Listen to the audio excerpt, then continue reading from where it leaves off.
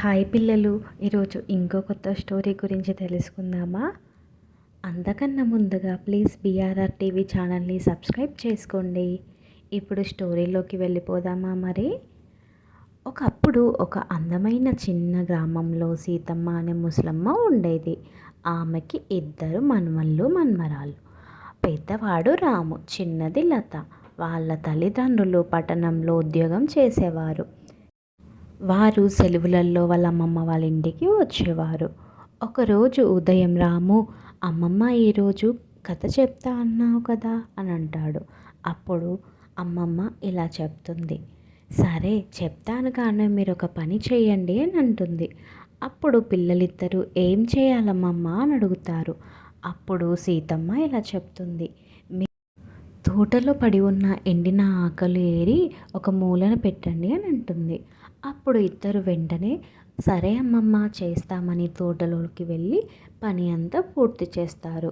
అది చూసి వాళ్ళ అమ్మమ్మ, శభాష్ అమ్మ, చాలా మంచి పని చేశారు, మీరు చాలా త్వరగా చేసి పెట్టారు అని వాళ్ళిద్దరిని మెచ్చుకుంటుంది.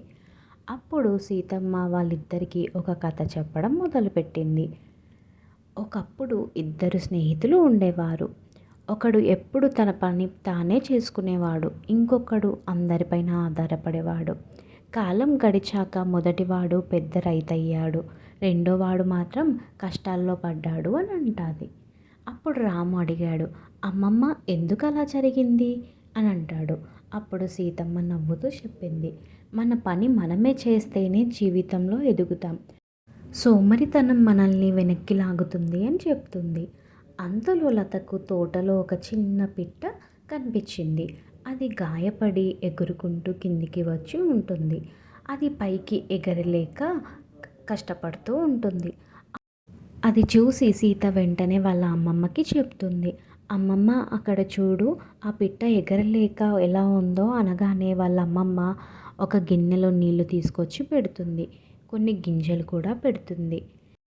ఆ పిట్ట సీతమ్మ పెట్టిన నీరు తాగుతుంది, గింజలు తింటుంది. రాము లత ఇద్దరు ఆ పిట్టను జాగ్రత్తగా చూసుకుంటారు. 3 రోజుల తర్వాత ఆ పిట్ట మళ్ళీ రెక్కలు కొట్టి ఆకాశంలోకి ఎగరగలిగేలా ఉంది. లత ఇంకా రాము ఇద్దరు ఆ పిట్టని బయట వదిలేద్దామని అనుకుంటారు. ఆ పిట్టని బయటకు తీసుకెళ్ళగానే ఆ పిట్ట మళ్ళీ రెక్కలు కొట్టి ఆకాశంలోకి ఎగిరిపోతుంది. ఆ పిట్ట ఎగురుతూ చిక్ చిక్ అంటూ చుట్టూ ఒకసారి తిరిగి చూస్తుంది. అప్పుడు లత ఆనందంగా ఇలా అంటుంది, అమ్మమ్మ ఇది మనకు థ్యాంక్స్ చెప్పింది కదా అని అంటుంది. అప్పుడు అమ్మమ్మ, అవును బంగారం, ప్రేమగా చేసిన సహాయం ఎప్పటికీ వృధా కాదు అని చెప్తుంది. అలా అమ్మమ్మ ఇద్దరికీ మంచి మాటలు చెప్తుంది. కొన్ని రోజుల తర్వాత గ్రామంలో అందమైన ఇంటి తోట పోటీ జరిగింది. సీతమ్మ ఇంటి తోట ఎంతో శుభ్రంగా అందంగా ఉండడంతో మొదటి బహుమతి తనకి వచ్చింది.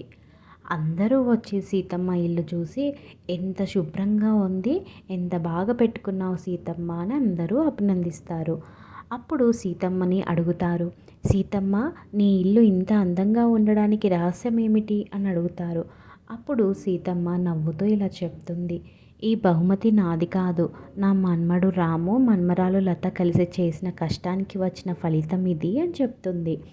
రాము లత ఇద్దరూ చాలా సంతోషపడతారు. మా అమ్మమ్మ చాలా మంచిగా చెప్పింది, మాకు మంచి మాటలు, మేము అన్నీ నేర్చుకొని అన్నీ చేశాము అని అనుకుంటారు మనసులో.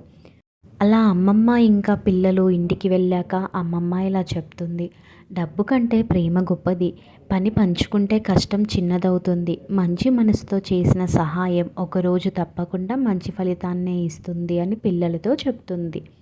ఆ రోజు నుంచి రాము లత ప్రతిరోజు అమ్మమ్మకి ఇంటి పనుల్లో సహాయం చేసేవారు. చదువుతో పాటు మంచి అలవాట్లు కూడా నేర్చుకున్నారు. గ్రామంలో అందరూ వారిని చూసి మెచ్చుకున్నారు. పిల్లలు, ఇందులోని నీతి ఏంటో అర్థమైందా? పెద్దలను గౌరవించాలి, కలిసి పనిచేస్తే విజయం సులభంగా వస్తుంది. ప్రేమ, దయ మనిషిని గొప్పవాడిని చేస్తాయి. పిల్లలు, ఈ స్టోరీ మీకు నచ్చిందా? నచ్చితే ప్లీజ్ బీఆర్ఆర్ టీవీ ఛానల్ని సబ్స్క్రైబ్ చేసుకోండి.